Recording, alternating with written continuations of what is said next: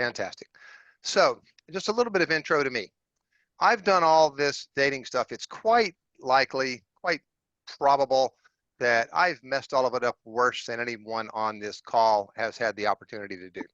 So I was raised heathen, and I proceeded to be very inappropriate in the way that I treated women as a young man, and my first quite a few years into my conversion into Christianity and Catholicism, and I was certainly exploitative at times. I was foolish, and I don't think I was intentionally malicious or intentionally hurt anyone, but I certainly caused a lot of harm along the way to others and to myself. And in my desperate desire to do better and live a better life, when I came upon Pope John Paul II's theology of the body, I just dove in. I just really took to it. And because I was in 12-step recovery, I knew that I would need help to live those principles out, that I wouldn't be able to do it on my own, that having a good book wouldn't be enough, no matter how prophetic and glorious the book may be. So I started recruiting people to come together with me and help me live out this theology of the body. And that started to really grow. Larry Shower was present for that. I don't know if there's anyone else on the call who was present for that. So our Love and Responsibility Theology of the Body group in Atlanta really took off, and I started getting asked to speak in different places, traveled the world speaking about theology of the body, which I basically cast into the mold of a dating and courtship program. So I put together a plan for dating and courtship, teaching theology of the body through that plan, and I should say at least a little bit about what that means, what that is, what that looks like. I think a lot of you probably already know, but basically John Paul II teaches us to be a gift to others, to never use, to never exploit others, to never treat others as things, to always recognize the inherent good and the image of God in another person and treat that person accordingly. So I found a lot of freedom from my sexual misbehavior, mistreatment of women that way, but I did not find a wife. I continued on being alone and lonely, and how you can do that when you're traveling the world speaking to large groups of Catholic singles, most of whom are women, is a mystery. How can a guy stay single in that circumstance? But I managed to do it. I managed to stay single, and I was single up until I was 54. Married my wife, who's on the other side of this door here right now, with our two little girls who are about to turn 3 and 6. And it's a glorious, beautiful thing. I want you to find what I found. I want you to get what I got. I know some people are called to, a different type of life, different type of vocation, but I think normatively most people are called to marriage, and I don't think God's running out of graces and running out of the ability to give us to one another, and should it be his will to provide us with kids and with families. That's what I want for you, except for the ones that are called to live a single life or a consecrated vocation. I'd really like to help you get what I got. And what a beautiful thing it is. I just thanked my wife before I came upstairs and put on my headset for giving me a life that I can want to encourage others to pursue a life like ours. It's just I'm very, very grateful for that. There's a lot more that I could say along those lines, but I'm sure that what needs to be said will come up in the Q&A. I don't have the questions, haven't seen the questions. I apologize, as it sounds like I should have seen them, but I'm very happy to answer them on the fly. I have a lot of experience doing that, and I'd be delighted to do that today. So if you can present me with a question or two, we can get started that way. Sure, sounds great. All right, the first question, and these are all how participants submitted them, so they haven't been changed. And if you have any questions, Dave, just ask, and if the participant's on, they can type in the chat directly to me, Sure and thing. then I can clarify it for you. Sure So the thing. first one is, when he tells me that he'll call me so we can set up a date, but then he does not follow through with calling me, how should I handle this with him? Okay, great question.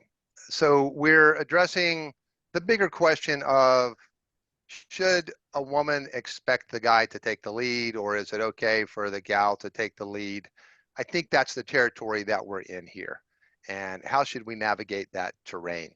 So that's sort of the way I'll address that. And let me start by saying that I love you. You may say, you don't know me, how can you love me? Well, I know a lot of what you've been through as a single person, of what it's like to live as a single person. Everything I have to share is I love you and I want you to have a beautiful life and I want you to navigate this very, for many of us, difficult, awkward, sometimes painful terrain of single life in a way that's full of grace and that's blessed. And so I'm not remotely interested in telling you that you're doing something wrong or accusing you of anything for not following exactly the practices that I follow or that I recommend. So I hope that's clear because I just don't want to add any insult to anybody's injury they may have experienced through the process of being single. So we need to live in a culture where men and women have roles that are authentic. And in the church and in our dating lives, we need an authentic culture. We need guys to take the lead. We need guys to take initiative. We need guys to let women know that they deserve to be recognized, appreciated, courted, pursued. And unfortunately, we don't have enough of that going on. We don't have enough guys doing that. So a lot of times women feel like, okay, I need to take some initiative because otherwise nothing's going to get done here. So I would encourage you to put yourself in the best possible position to develop relationships with guys who will court you well and court you properly. And try not to invest too much time and emotional energy in guys who won't do that. Guys who won't follow through, who won't do what they said they're going to do, who won't take initiative, who won't let you know what their intentions are, where they're coming from. Kick them to the curb, pray for them, bless them and release them, keep moving. So that would be my suggestion. There are a lot of things that you can do to let a guy know you're interested. I think you know what those things are. I think you know how to do them. I encourage you to do those things to the extent that it feels authentic to you and to the extent that it feels appropriate. And beyond that, there are guys out there that'll get it right. You don't need the one who won't. There are guys out there that will pursue and will take that initiative. There aren't enough of them, but we don't need millions of them. We don't need the majority of the population. Just Okay. need one. It's perfectly okay that most people out there aren't going to get it right. So what? The reality is that we know how to live in such a way that we surround ourselves with the people who will get it right. And that's what you deserve. Okay, next question. When is it time to end it? Good question. So I'd like to tell you, well, it's time to end it when, what's the purpose of dating and courtship? What's the purpose of Christian dating? That's implicit in that question, right? What are we doing here? And what we're doing here is first and foremost, we're trying to help each other get to heaven, right? So as long as we're helping each other get to heaven, and as long as that's the first and primary goal, we're guaranteed to succeed. If both people have this goal, all right? If the guy and the gal both have the primary goal of we're going to help each other get to heaven here, and assuming that nobody is severely mentally unstable, suffering some type of disorder, all right, you will be able to accomplish that goal because it's God's goal. I promise you it's God's goal for us to help each other get to heaven. And that's why he gave us this attraction. And that's why he gave us these desires. And so as long as our primary goal is help each other get to heaven, we're guaranteed to succeed. That's a beautiful freedom. It's a beautiful blessing. It's a beautiful grace to know that we have a 100% promise that we will accomplish the primary goal. We're going to help each other get closer to God, help each other get to heaven. And the secondary goal is we're going to find out whether God wants us to marry each other. Okay. And once either one of those things isn't happening, we can move on. If we're not helping each other get to heaven, we can move on. And how do we know that? Well, we need to have people around us that are close to us who are wise and discerning and who we trust to be wise counselors on these matters. So we don't make all these decisions on our own. So if we're not moving toward marriage, doesn't have to be at a rapid clip, but if we're not moving toward marriage, I told my wife when we started dating early on in the first few weeks, I said, I don't think it should take a real long time for us to figure out if we're going to get married. I think it should maybe take, 4 to 6 months. I can't see why it should take longer to figure that out. I'm not set on the number. I'm not saying 3 months is bad or 7 months is bad. I'm just saying 4 to 6 months, we should have a pretty good idea. what's going on here and if we're called to marry, and then we should get engaged or move on, most likely, not trying to lay down rigid rules. But if we're not moving toward marriage, or if we're not helping each other get to heaven, either one, it's time to move on. So next. Why is it so hard to discern God's will? Great question. Well, one, because God's infinite and we're limited. Two is because we're injured. We've injured ourselves, and we've also been injured by a broken culture. Nobody on this call broke the culture. None of you broke the culture, but the culture's broken and we're in it. So we're wounded by it. And that makes it hard. Additionally, God doesn't tell us the whole big picture. I personally think, and this is on a different topic, this is more about discernment. It's more of the Father Tim Gallagher type topic. So I would say go uh, seek out Father Tim Gallagher and what he teaches. You can find it at the Theology of the Body Institute website and elsewhere, some wonderful websites. He can help you with discernment. But what I would say is this. I think we spend too much time trying to figure out God's long-term plan, what he wants for us later, when we need to discern what he wants for us today and what he wants for us in the next step, the very next thing he wants us to do. And I think we usually know. I know 9 times out of 10, I know what God wants me to do next. And the big question is, am I going to do it? Because I might not. I might be too afraid. I might be too distracted. I might be just not faithful enough. There are a lot of reasons I might not do what God wants me to do next. But how would I know? How could I discern? And what would it matter what God wants me to do long term if I won't do what he wants me to do next? And the very next step, in the very next hour, in the very next day. So let's concentrate our discernment there. A lot of times I see people not dedicating themselves to doing what God wants them to do next because they're stuck for hours and hours in prayer and discernment trying to figure out what God wants them to do later. He'll show you what he wants you to do later. In most cases, is a natural unfolding of doing what he wants you to do now. Question? Next question. Why are so many older Catholic men in their 40s and 50s just keep making friends with numerous women, yet never ask any of them out? They want companionship to talk, email, and text for a dopamine hit and fight off their loneliness, but won't invest time in dating a quality Catholic woman. Well, it's a great question. Great question. So we're sort of getting down to the nitty gritty there. And that question sort of goes both ways. So, why aren't the guys and the gals doing what it takes to get married?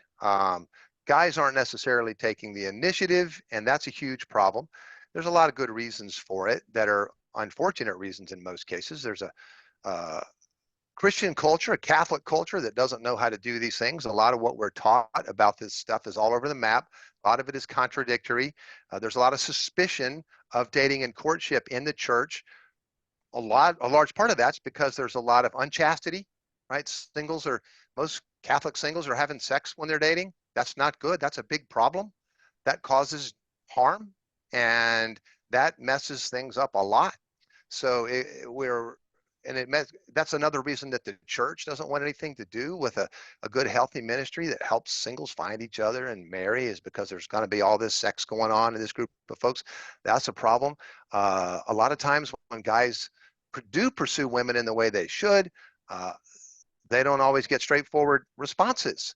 A lot of times women say yes when they mean no. A lot of times they say maybe when they mean no. A lot of times there's a lot of things that go on. So I'm not accusing you. I'm not trying to give you a hard time. I'm just saying this stuff is hard and people are hurt. So folks are all over the map struggling with this stuff. Those are reasons why guys aren't taking the initiative when they should. There's a whole plethora of reasons. I think what's more important is, how do we find the ones who will? How do we identify them and get married to one of those? And I would encourage you, if the guy, it's not your job to teach him how to do it right if he doesn't know. It's frankly, it's your job to find the ones who do know. Okay. And kick the other ones to the curb, bless them and release them, love them, pray for them, and keep moving. Because there's a guy out there that does have the wherewithal to take the initiative. And I'd be happy to get together with some of the guys that don't have the wherewithal and talk about how they can change that. But that's not your responsibility, ladies, is to change them into the kind of guy that will take the initiative. I'm not saying that's impossible, but it's not a great role to be in. And it's a good way to get hurt, and there's enough hurt out there going around already. So I think the challenge is to learn how to connect with the guys that are ready to do the right thing and say yes to one of those guys and then follow through. Next question. Should we put a ton of effort into finding our future mate? Great question. I think it's more holy and more important to date and court and seek your future mate than it is to go to mass or pray the rosary. Okay, I go to mass as much as I can. I pray the rosary, 4 rosaries a day. I think dating is more holy than rosaries. It's on the first page of the Bible. It's right there up front. This is God's plan. There's a wedding on the first page. There's a wedding, marriage feast of the Lamb on the last page. In the middle of the Christian story, there's Jesus hanging there on the cross, the bridegroom giving himself to his bride.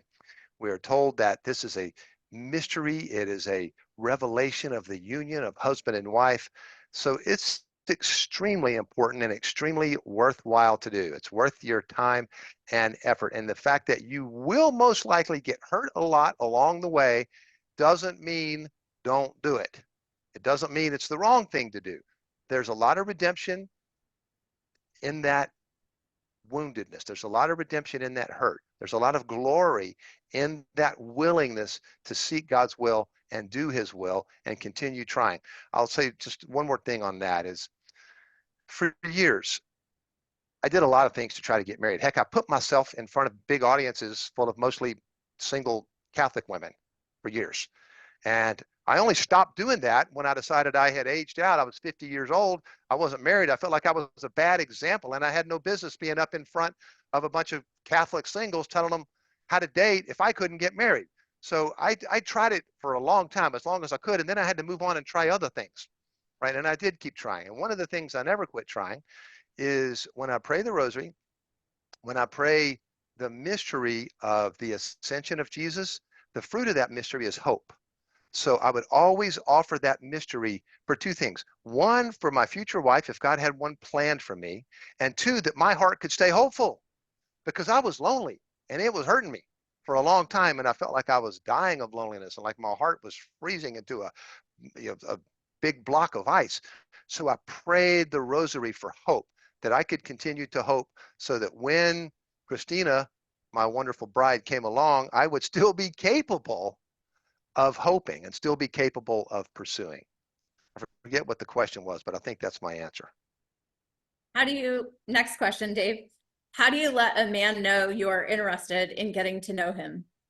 Okay, you can do what my wife did, and I highly recommend it. She, first of all, she told me no for a long time. She wasn't interested in me, but I had eyes on the prize. Let me just be frank.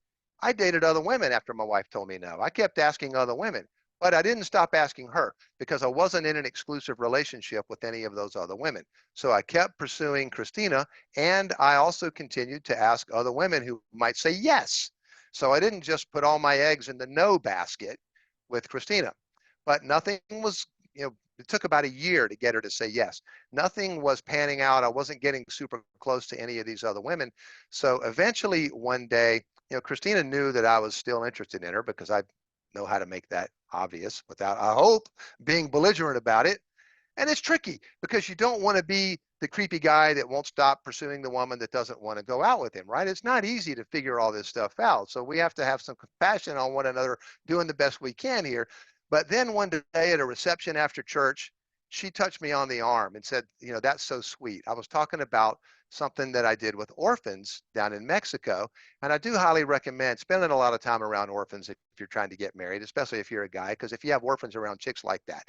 So doing mission trips with orphans is a good thing. That's why I founded the Serving God's Kids mission trips down to Mexico. It's a good thing all the way around. But I was talking to Christina about that, and she said that's so sweet, and she rubbed me on the arm, right here on the tricep muscle, and I thought, well, that's a good sign. She's rubbing me on the arm. Now I recommend doing some push-ups, so you'll have a tricep muscle for her to rub if she chooses to do so. So I've done millions of push-ups, and when she rubbed that tricep, I was like, okay. And so I called her immediately after that reception was over. I called her And I asked her out one more time, and she said yes. So how do you let a guy know you're interested? There's some other ways you can do it. In the virtual world, I don't have as much experience. I didn't do a lot of dating in the online world. It's just not the way I did it. I was around enough women, hanging around big churches, being around, different groups. I felt like the right thing to do was for me to ask those women on dates most of the time. Not saying I never did the online thing, but I know a lot of people's activity has shifted online. So I think some of this stuff will translate and some of it is different. And you have other people that know more about online dating than I do. They talk about that stuff for you. But what I know is, ladies, you can let him know you're interested by saying his name when you talk to him. Use his name. Guys love to hear the sound of their name coming from a woman that they like.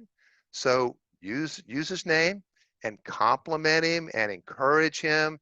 Say positive things. And if you're in the same environment, in the same group, let me just back up one second. This is probably the most important thing I'll say tonight.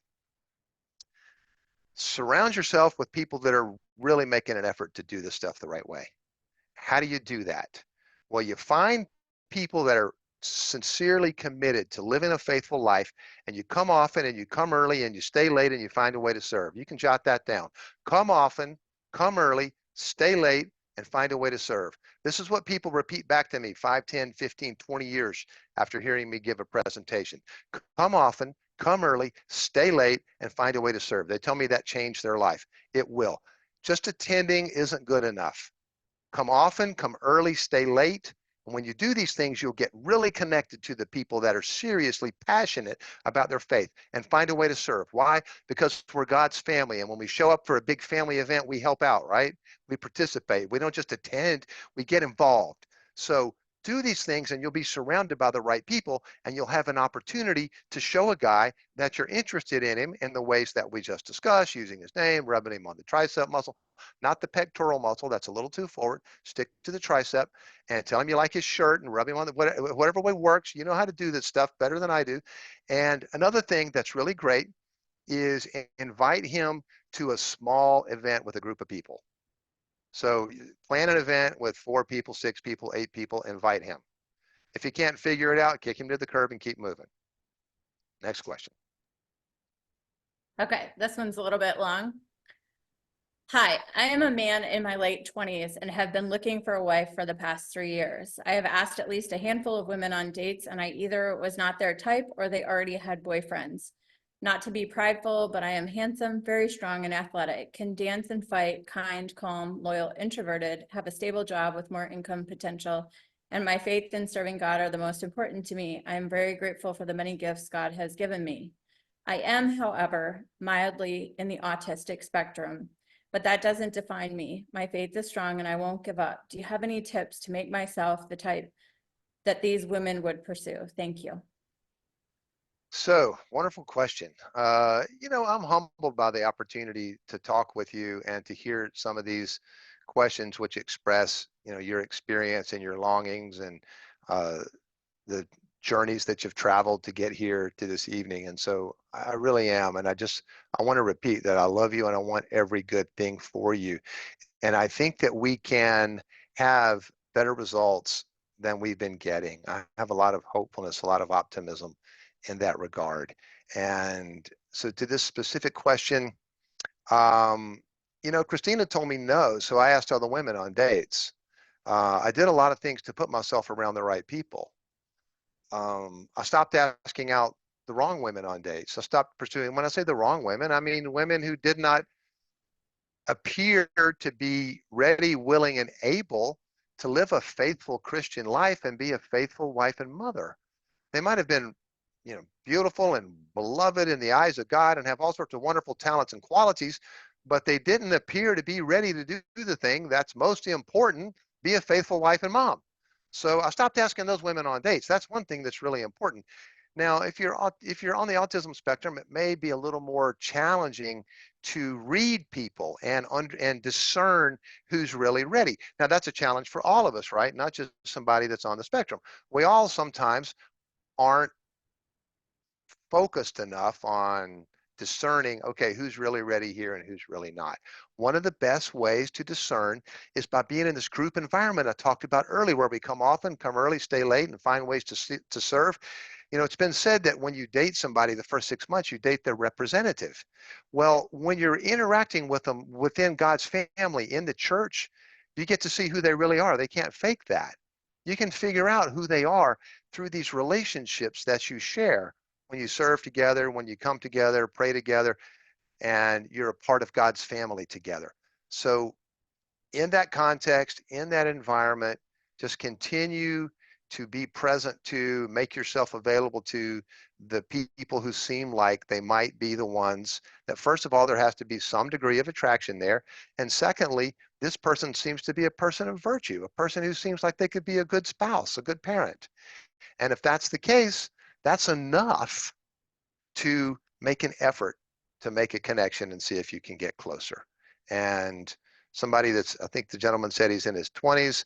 So I think you have a little bit of time. Keep doing the right thing, which it sounds like you're doing, and give God a chance to give you the right path forward. So next question. Why do so many women think it's okay not to reply to a man's first message sent on a Catholic dating app? It's a good question. I like I said, I'm not the expert on the online dating, but I know there are a lot of women that think it's okay not to tell a guy the truth when he asks them on a date. There are a lot of good, faithful women. They're like, I know one woman that wonderful, wonderful, wonderful woman. It's a terrific woman. And she told me she would never tell a guy no because she thought that would hurt his feelings. So she'd always tell him yes. And then think of what the guy goes through trying to figure out, before he figures out that she's not going to go out with him. He trims his nose hairs, trims his ear hairs. He goes and gets some different cologne. He has his car detailed. He puts together a playlist of all these songs he thinks she'll like. He does all this stuff, and she's not going to go out with him. Okay, so that's one of the things that guys deal with. So we're all dealing with a lot of challenges in this space, in this place. And a woman who doesn't reply to you, why she does it isn't the point. The point is that there's another gal out there who will. So bless her, release her, God bless her, and keep moving. The fact that a bunch of people aren't the right one for you isn't the point. That's not important. The point is that there's someone out there that is the one that God's calling you to get closer to. The odds are very, very great that that's the case. So just be attentive there. Don't be stuck on the one. Like, I knew that I wanted to get closer to Christina. When I first saw her, she is from Ukraine, and she dresses in a way that's feminine and modest at the same time that a lot of women don't know how to do. She knows, you can tell that she loves being a woman, and she loves being beautiful, and she's modest at the same time. That combination of qualities alone made me think, wow, I'm really interested in this woman. And there was a lot, and then as I started to get to know her, I'm really interested. But she was telling me no. So I needed to keep moving. I needed to keep on taking an interest in other women. And I think if I hadn't done that, I wouldn't have been as ready to pursue Christina when she finally rubbed me on the tricep. Next question. Where do I find my single Catholic? Dating apps are not working for me, and I am involved with my large parish, but do not know any males who are single. Okay, so I think y'all know what my answer is already, right? So you've heard me answer that one. If you're in a small parish, if you're in a small town, there may not be enough single Catholics around for you to interact with, or they may not gather in the same place. So you may need to hang out in the evangelical circles. Am I telling you to go marry an evangelical? Well, I'm not telling you not to. I'm telling you to pursue your vocation to marriage. Pursue people that are faithful Christians. Pursue being a part of God's family. Pursue a dynamic life. Don't be alone and lonely. I tried to spend as many hours with my Christian community as I would. This is the mentality that I had. This was the paradigm I had. How many hours would I spend with my family if I were married and had a wife and kids? I tried to spend that many hours with my Christian community. Obviously, that's a high bar, and I didn't usually hit it. But on mission trips and retreats, and sometimes I would hit that bar. So a couple hours a week at some group event isn't enough. We need to be immersed in God's family. We need to be praying, serving, teaching, loving, contributing in every possible way, and surround ourselves with people who are doing that. That's where we need to be camped out. Go ahead. For those of us that already have the appropriate tools and education for dating and how to treat others and act in relationships, but are seriously looking for a marriage partner, can you direct us specifically to a Catholic matchmaker, as Catholic Match, etc., are not working? Apparently, there was a priest in Spain who introduced, and hundreds of marriages resulted from this. It's so very hard to even secure a call, never mind a date or serious dating, where men are even caring about the value of marriage. Also, this has nothing to do with past traumas, hurt, or any other excuses coming from men. In fact, they come from thriving, happy households growing up. This is a serious problem that I'm finding that many other women are having. Can someone assist us? Because it's just getting worse and worse. Thank you. Well, it's true that a lot of things are getting worse and worse when it comes to dating and courtship and the culture. And I have a lot of empathy and compassion there.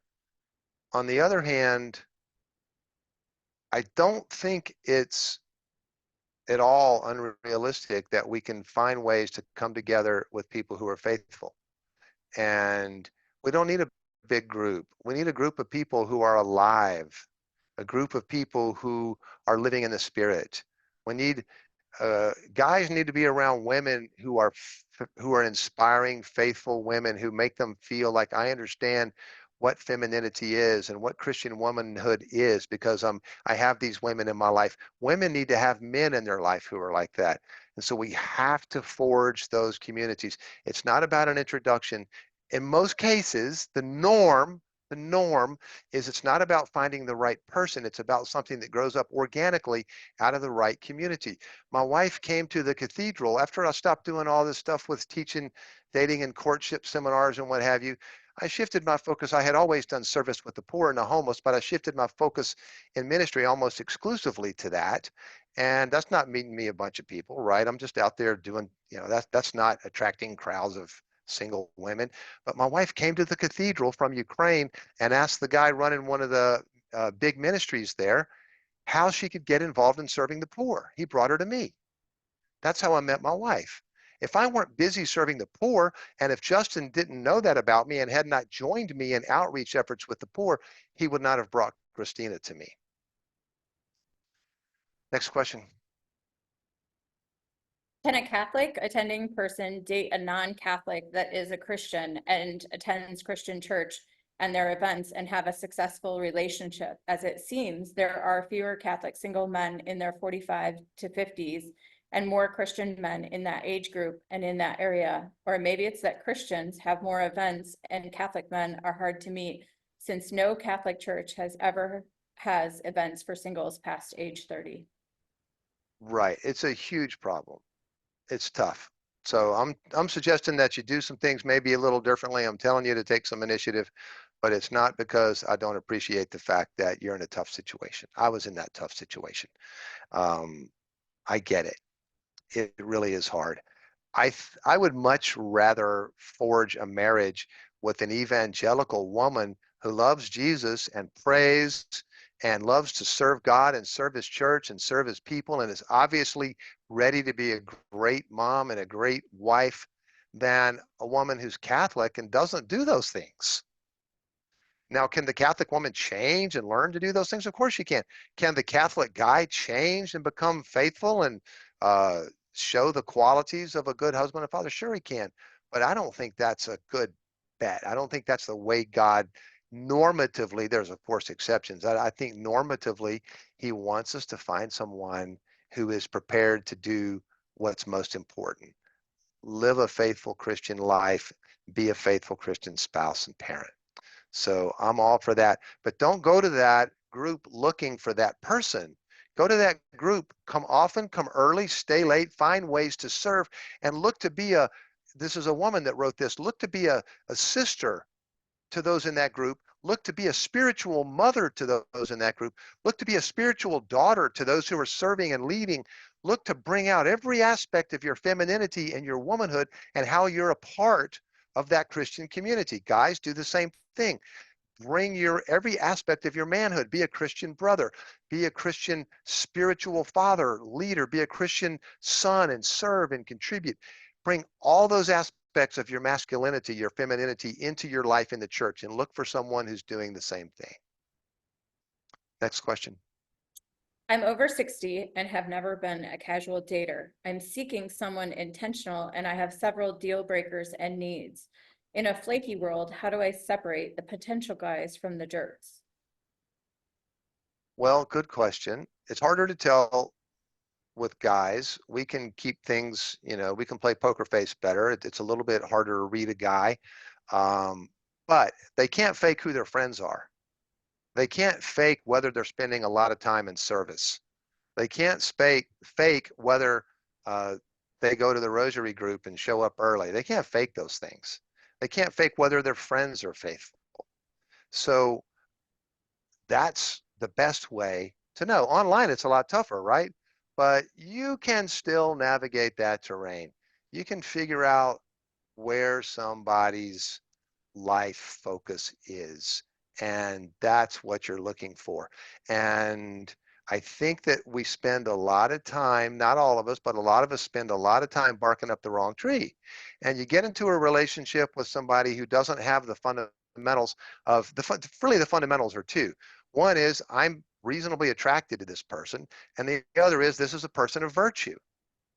Okay, and should we be judgmental about virtue? You better darn well be judgmental about virtue.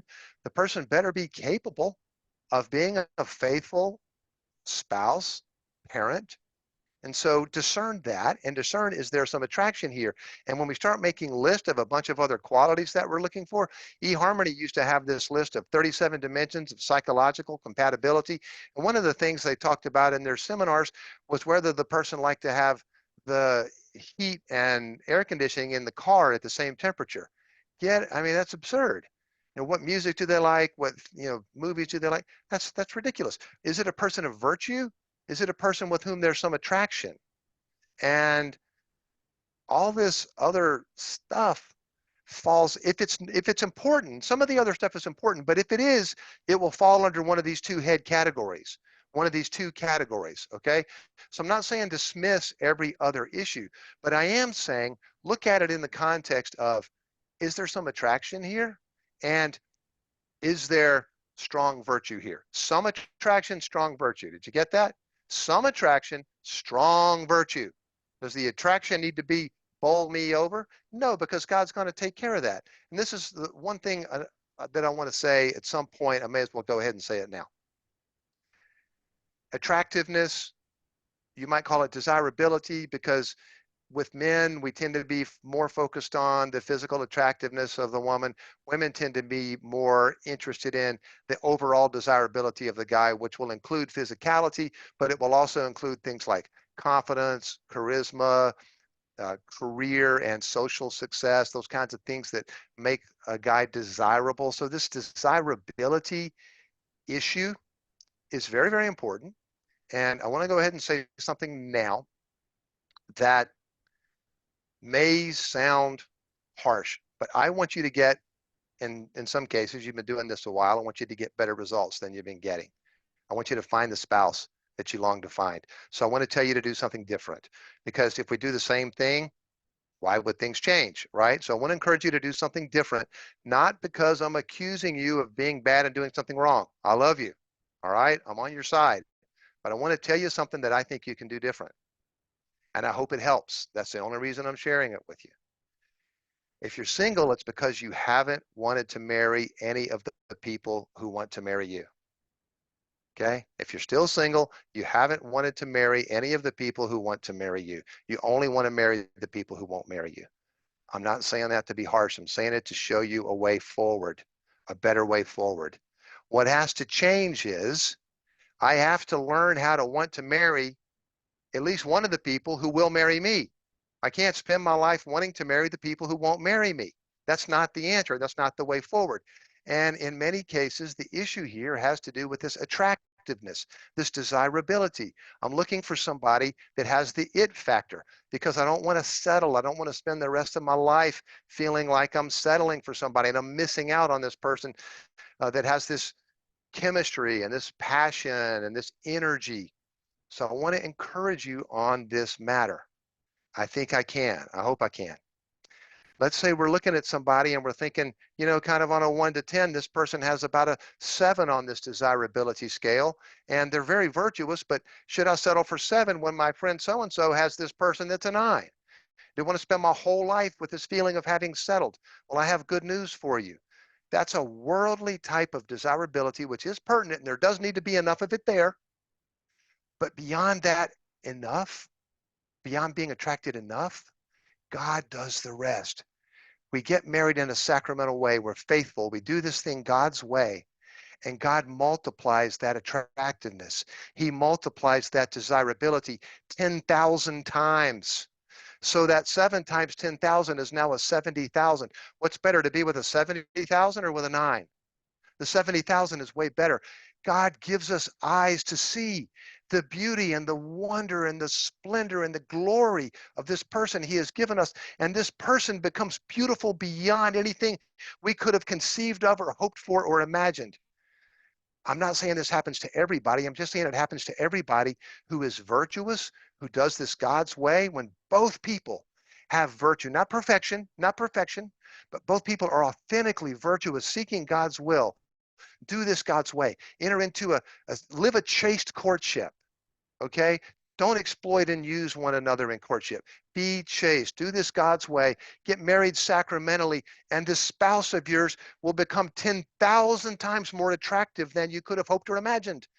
That's part of the fruit of the sacrament.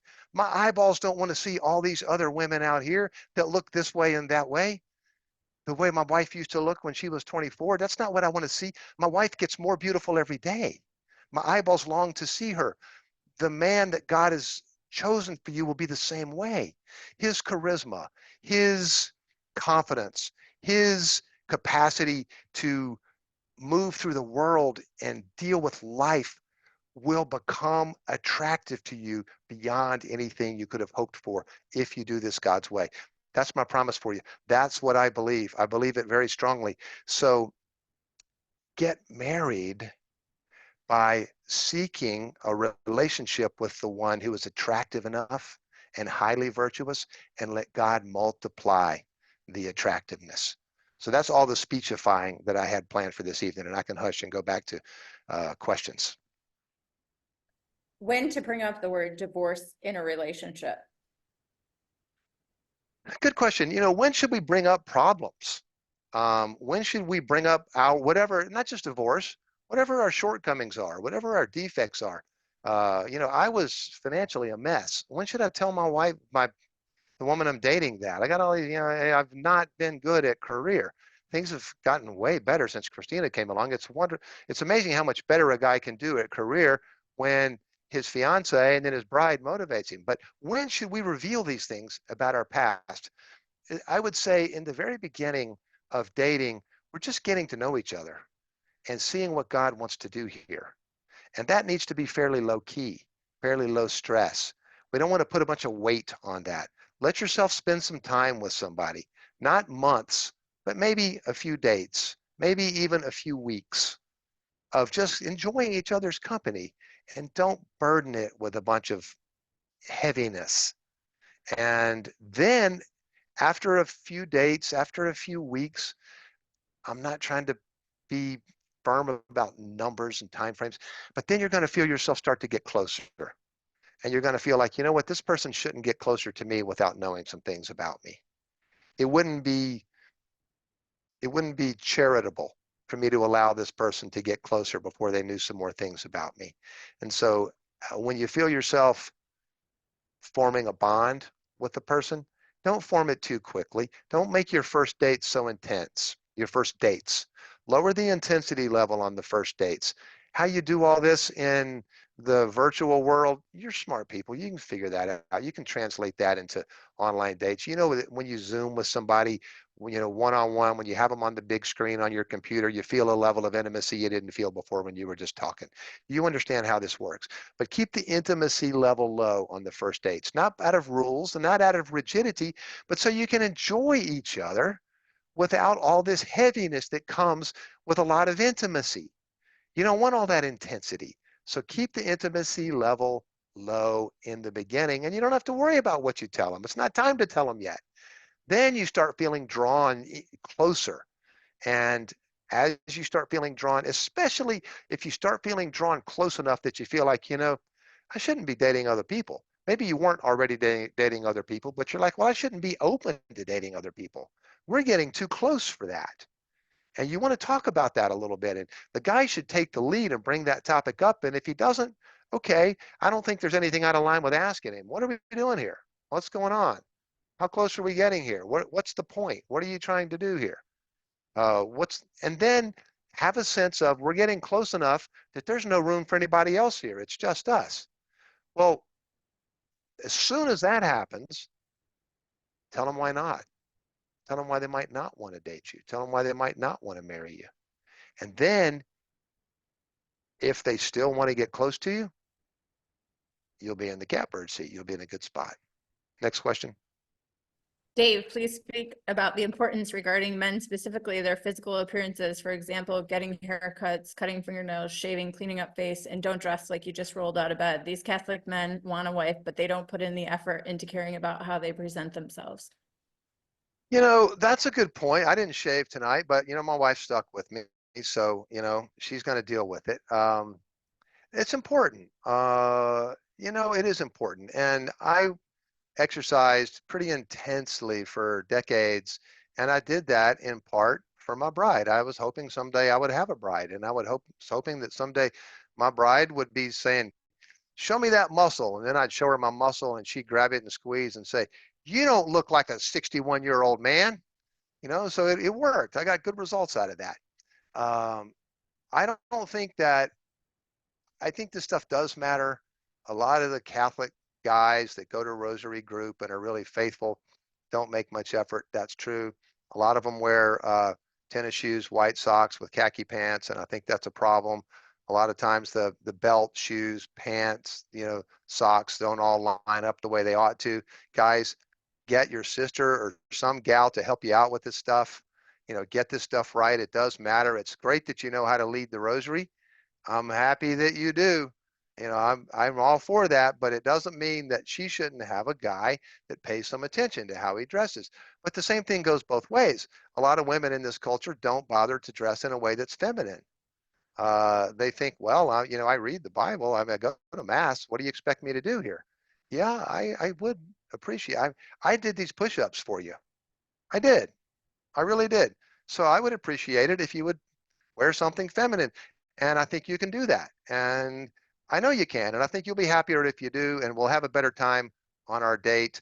Um, I know that strikes some people the wrong way, and it feels, for the guys and the gals, it feels accusatory. I don't mean it that way. I love you. I want to see this stuff work out for you. Next question. I know you can't see the chat, Dave, but somebody said there is definitely a double standard for women versus men in dressing. So somebody commented that. Well, there's a double standard. We're not the same. It matters more Well, it's not a how necessarily women, dressing. I wrote pardon that. me, It's pardon not me. necessarily in dressing, it's physical appearance. I lift Well, weights at the gym and I work out pretty hard. And my daughters saw mm, that yesterday and their mouths were like hitting the floor. But I find it to be very intimate that guys are like not even interested in talking to me. And I'm sorry, but like they're there to lift weights and stuff like that. So it's very much a double standard. That's just what I've noticed. well, yeah, the double standard is real, and the double standard hurts the guys more sometimes in some areas, and it hurts the gals more sometimes in some areas. So let's have some compassion and some charity in how we treat one another. And all the folks that get it wrong, God bless them. Let them go do their thing and move on to the one that'll get it right. Speak to singles about the appropriate use of cell phones when you're on a date, etiquette, also about not texting, checking ESPN scores, WhatsApp, etc. Yeah. Well, just treat the person like you care. Just treat the person like you care. It's not just about the cell phones. It's just treat the person like you care. Um, I think that's, one thing that's really nice. A lot of people compartmentalize their prayer life. Like I pray over here and I work over here and I follow sports over here and you know, no, there's different ways to pray in every situation. So when you're on a date, when you're hanging out with somebody that you're interested in, be prayerful. Pray for the person while you're with them. There's 1,000 different ways to do that. If it sounds weird to you, if you're not familiar with it, practice it. Learn how to pray for somebody while you're with them, while you're listening to the person. When you're in a conversation, pray. Pray for the person while you're together, and you're less likely to be checking sports scores. Next question. Should you be friends first? Well, it's fine if you are, and it's fine if you're not. Either way, I think what you want to do is be as clear as you can, and you want to simultaneously show that you're interested in the person while keeping the intensity level low and the intimacy level low. So that's a challenge. That'll use all of your personhood. That'll use your intellect. It'll use your spirituality. It's creative. It's dynamic. And that's a great thing. That's really cool. So you want to be showing the person that you care. Like my spiritual director, one time I told him that I asked this girl to help me do a project for the teens in the Life Teen group because I was interested in getting closer to her and seeing how we get along. He said, well, asking her that's just going to tell you if she wants to do the Life Teen project with you. It won't tell you if she wants to go out with you. So ask her if she wants to go out with you. So the way you do that is, you know, hey, why don't we get together and spend some time together sometime? Let's go have some coffee together sometime. How's that sound? First you compliment the person. You don't say it out of the blue. You don't just say it as you're walking past them. You say something nice to the person, let them know that you like them and that you admire them. This is for the guys, and that you want to go. Gals, we've already talked about how you can show that level of interest. It's ideal if there's some friendship in place, but it's not absolutely necessary. And let me say something else that I think might encourage you because we're getting down to the end. If you're living a chaste life, I don't mean because you're all, rigid and following rules. I mean, if you understand something about what it means to be a man and what it means to be a woman created in the image of God, who's seeking to live out your sexuality and your masculinity and your femininity according to God's plan. I mean, you haven't gotten all this stuff perfect every step along the way, but you're really trying this stuff, and you have some people that are helping you try it. Well, you're a catch. You're a catch. You're a special catch. And whoever gets the chance to spend some time getting close to you is much the better off for it. That's a big win for that person. And it's going to give you a chance to help that person get closer to heaven. And if that person is the right person, they're going to be trying to help you get closer to heaven. That's a win. It's a win all the way across the board. So guys, you're doing that gal a favor when you take some interest in her and let her know that you're interested. No matter what happens, no matter what the results are, do that because you're doing her a favor. Gals, when you let a guy know that he has the green light to pursue getting closer to you, you're doing him a favor. That's a good thing because you are a catch and you are created in God's image and you are a prayerful, holy, beautiful, awesome, wonderful, amazing child of God. And you're going through this world making a difference in a glorious way. And when somebody has a chance to get closer to you, they win. That's a big win. And so don't be afraid to get closer. Don't be afraid to open up your heart in accord with the parameters that we've talked about and discern some attraction and a whole lot of virtue and be open to getting closer. Is 20 years difference in age too big of a barrier to overcome in a relationship? I have two awesome kids on the other side of that door that would say, no, it's not, because my wife was a lot younger. And I think that we look for some attraction and a lot of virtue, some attraction and a lot of virtue. And if you go adding other requirements, if you make a longer list, what happens is we try to find the right person and it doesn't work until we make our list longer. And then we get hurt again and we make our list longer. And then we get hurt again and we make our list of what we're looking for longer. That list can't protect you. That list can never do what you're asking it to do. So on my list are two things. Is there some attraction here? And is there a lot of virtue? And I think if we ask God for more, now there are a lot of other qualities that fit under those headings, but they're under those headings. They're not new headings. They're not new things that I'm looking for. So that gives God a chance to do what he needs to do. If there's too much age difference, I can do this in 1 minute. After we'd been dating for a few weeks, I could tell that my wife had decided to break up with me because her text messages got cold. So we made an appointment to get together that evening, and she was going to break up with me, and I knew it. So, and she's going to break up with me because I'm too old. I get that. I understand. She has a lot of other options. But I went and I bought her a card, a box of chocolates, some flowers, and her favorite kind of ice cream, and put it in a big cooler. And I took it to her and we went and met and sat at the park. And I said, Christina, I know you're going to break up with me and I'm not going to have a chance to give you nice things anymore, but I want you to know that you're awesome. You're amazing. You're wonderful. You're a glorious woman. I'm so glad we got to spend some time together. And I want to take advantage of this last opportunity to give you some nice things to show you how much I appreciate you. And I want to also tell you that we've been doing this stuff God's way and we have nothing to feel bad about.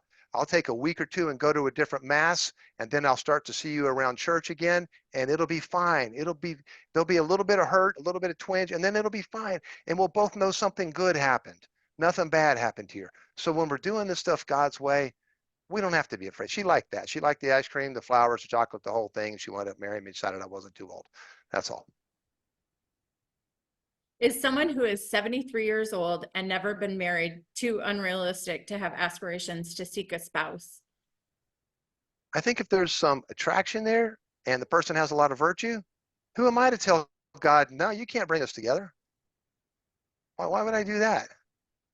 That's up to God if he wants to bring us together. So he gets to decide. I mean, he's in charge of all of this, right? Next question. Please. I'm a female in my mid 50s and have chronic serious health issues that can impact my ability to do normal dating activities such as hiking, biking, going for walks, dancing. And I also find it challenging or cannot do normal house duties, changing sheets on my bed, vacuuming, cooking, things that involve standing or walking for long periods of time.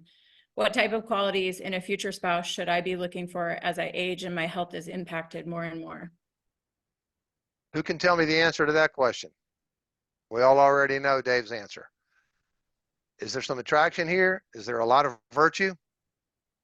Is something bringing us together? Is the attraction bringing us closer? Is there a lot of virtue there? Let's see what God wants to do here.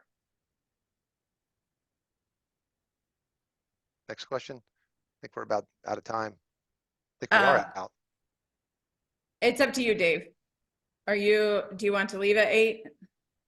Well, no, I can do a few more minutes. I also, if there's anybody that had a, problem or concern or what have you with anything that I shared or felt like, that was crazy, or I wish I had a chance to tell Dave, to stop saying that to people or whatever. If there's any of that in the chat, any of that content, or feel free to share it with me. Okay. If anybody has anything, please type it in the chat, or we can also, since it's 8 o'clock, unmute. And if you have something that you want to ask Dave, just be considerate of your fellow attendees so everybody isn't speaking at once. If somebody wants to unmute and ask a question. If not, I have more.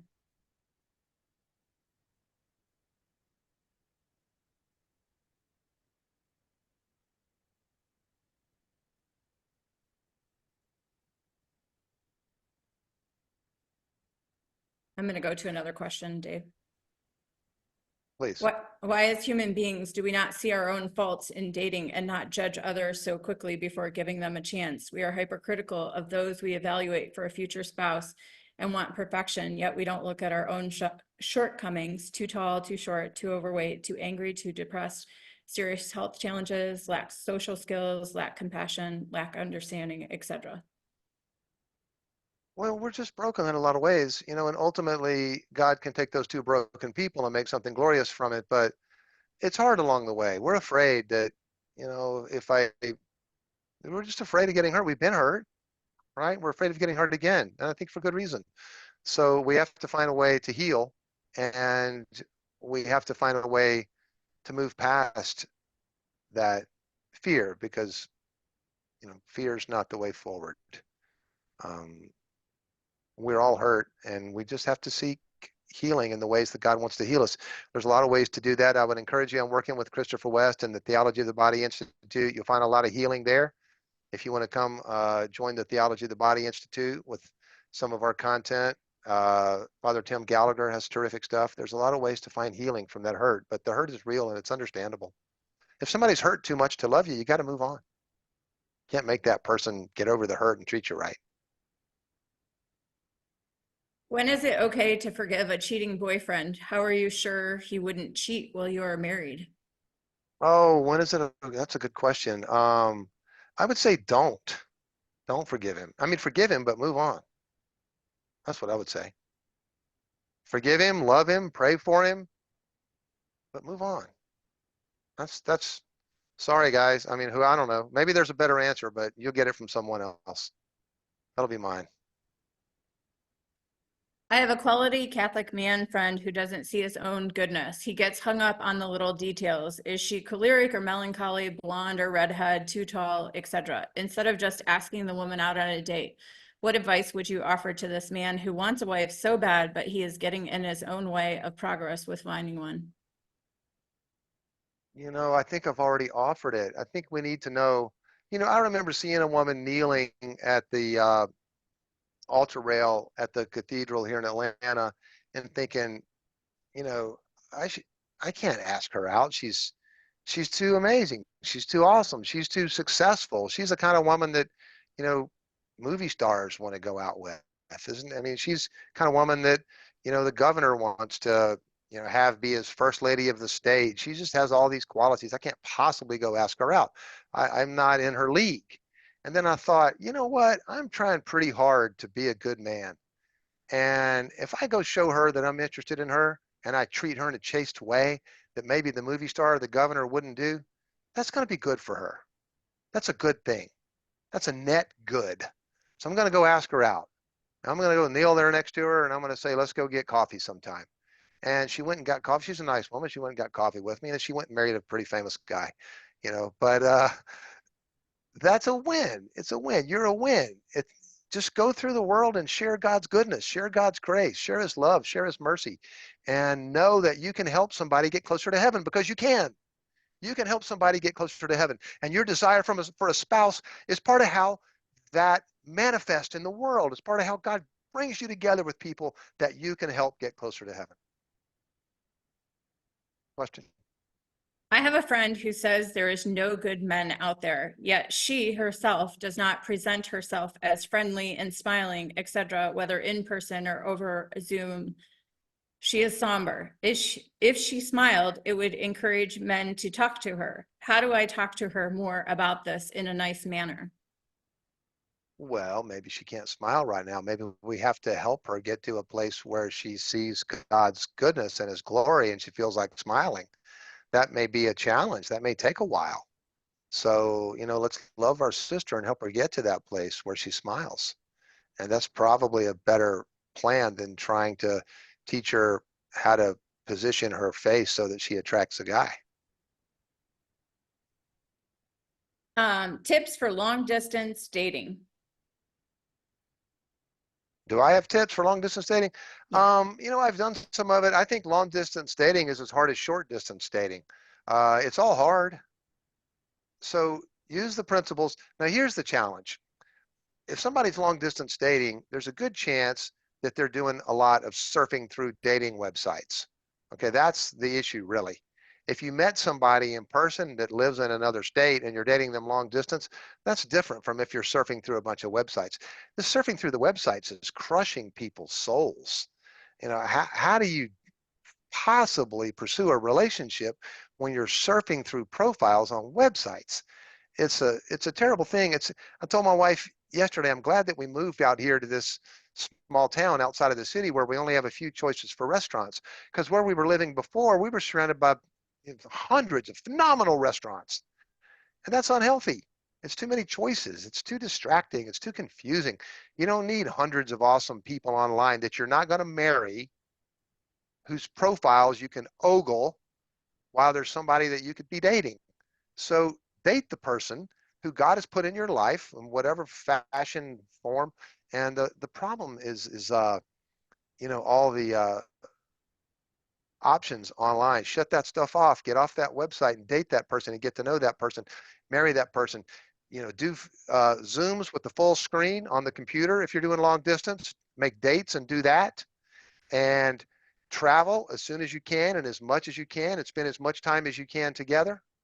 And in the beginning, he needs to take that initiative and uh, don't have it be long distance. Close the distance. Close the distance through face-to-face Zoom on the big screen and then travel and get together. And if God wants you to be together, the odds are real good. He's going to find a way to put both of you in the same room. Next question. You're a good-looking man and friendly. Why did it take so long for you to find your needle in a haystack? Well, as you might notice, the light's a little dim, and I'm not looking like I used to. But it was a couple of things. One is I've never been good with the career finance stuff. I was a shambles financially, and that's a problem, right? That's a legitimate problem. And another is that I'm kind of a weirdo. I don't have a TV. I don't like stuff. I don't want to go get stuff. I don't want to go look at stuff. I don't care about stuff. That's a problem in the circles I move in. I hang around the cathedral in Buckhead in Atlanta. A lot of people there like stuff, and so that's a challenge. Um, and then, frankly, I was looking for a bikini model. I'll just be honest. I was looking for a bikini model. And when I found her at the cathedral in the Bible study there and got her to fall in love with me, a couple months later, I realized there was a better looking bikini model out there. And that's pretty tragic. That's pretty heartbreaking. It really is. It's devastating. It's shattering to live that way, that I can't be happy with my bikini model because somebody else has a better looking bikini model. That is the fruit of the way that I lived in treating women carelessly and exploitatively, and getting over that was very difficult and took a long time. It wasn't easy for me to get over that. And God took that from me and he healed me from that so that, I could marry my wife, who's a beautiful woman, but frankly, she does not look like she stepped off the cover of a bikini magazine. And she looks better to me than all the women who do look like that. My eyeballs just want to look at her, and I want her to be the last thing I see before I die. And I want to see her every day for the rest of my life. But God had to heal my eyeballs so they could want to look at my wife instead of want to look at something else. And that was a big reason that I couldn't get married as well. If I do not desire to be a parent, am I still called to marriage? Don't want to be a parent. Well, that's a good question. I would dig into that because I think that I think that every man is called to be a son, brother, and father in a spiritual sense. And every woman is called to be a daughter, sister, and mother. And a marriage is a coming together of a son, brother, father with a daughter, sister, mother. The two come together and form a marriage. They don't wait till they get married to become those things. They already are those things. Son, brother, father, daughter, sister, mother. That's what a man is. That's what a woman is. So dig into that. How are you called to be a mother? Because I think that you are. I think every woman is. What's that look like? What's that spiritual motherhood look like in your life? I would really dig into that. And if there are, reasons why you think you can't raise a child, maybe there's some other way to be a mother. Maybe you can adopt a 14-year-old. I don't know. I don't know. That's a tough one. I think that that one requires more discernment than we can do here. Is it better to seek a Catholic woman outside the US? No, it's better to seek somebody you can be in the same room with. Now, I found a woman from Ukraine who never mentioned the fact that I didn't have a TV. She was raised in a little town in the mountains in Ukraine, right? And she knew about raising chickens and goats, and she didn't want a bunch of stuff. She never, we've been married 7 years. She still never mentioned the TV. Still, it's like the next. So I did find a woman from outside the U.S., and I had a hard time finding compatibility. But no, find somebody in the same room with you that you're attracted to and who is very virtuous. And if they're not in the same room with you now, if you meet them online, get them in the same room with you as soon as you can. What is the number one reason, in your opinion, why people aren't married? I said it earlier. Now we're talking only about people that are committed to doing the stuff God's way, that are not suffering from severe mental, emotional dysfunction. Okay, so if you're not severely mentally disordered and you're focused on doing things God's way, that's the group that I'm talking to right now. In that group, the reason you're not married is because you don't want to marry the people who will marry you. You only want to marry the people who won't marry you. That's what has to change.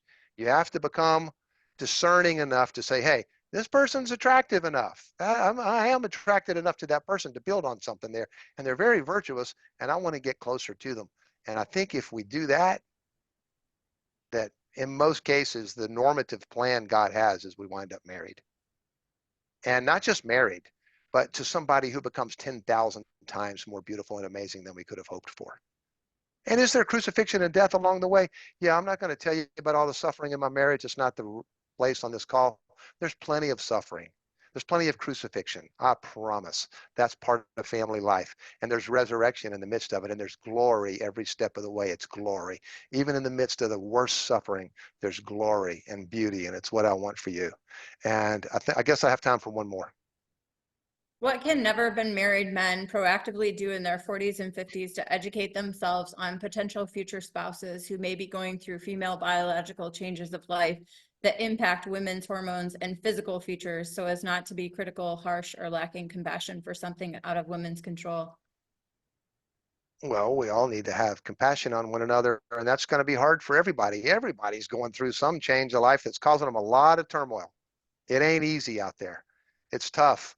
And this particular issue of a woman going through these changes while she's single and looking to marry, I would imagine that's tougher than a whole lot of other challenges out there. But it ain't the toughest one. There's other people suffering worse. There's plenty of more pain out there than that. There's plenty of pain in this world to go around. There's plenty of crucifixion.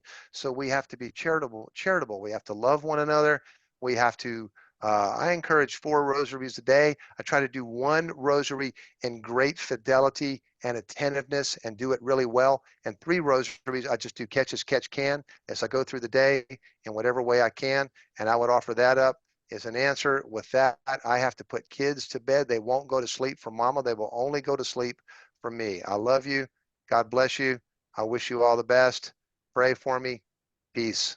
Thanks, Dave. If everybody can stay on, I know Dave's got to get the kids to bed. Thank you so much, Dave. I know everybody appreciated it. I don't know if you can see everybody clapping and all the messages.